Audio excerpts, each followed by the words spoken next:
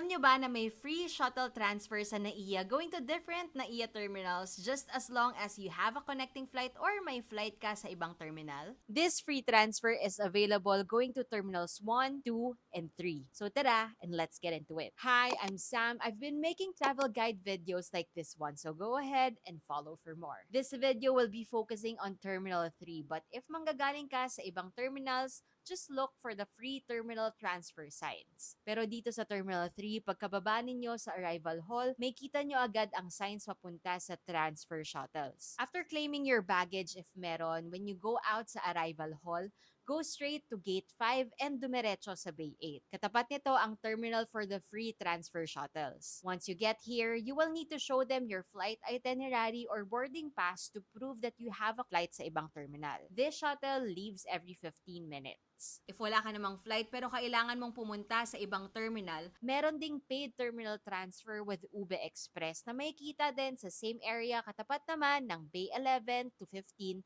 na worth 50 pesos naman. Or kung gusto mo ng mas mabilis na transfer, you can always book a Grab or super taxi ng Joyride. Para naman sa Grab, you can book directly sa app nila and put in Grab pickup point. Just make sure na before kayo mag-book, nasa pickup area ka na may kita sa pinakadulong side ng NAIA pagkalagpas mo ng mga escalators. Sana nakatulong tong video na to and have a safe travel.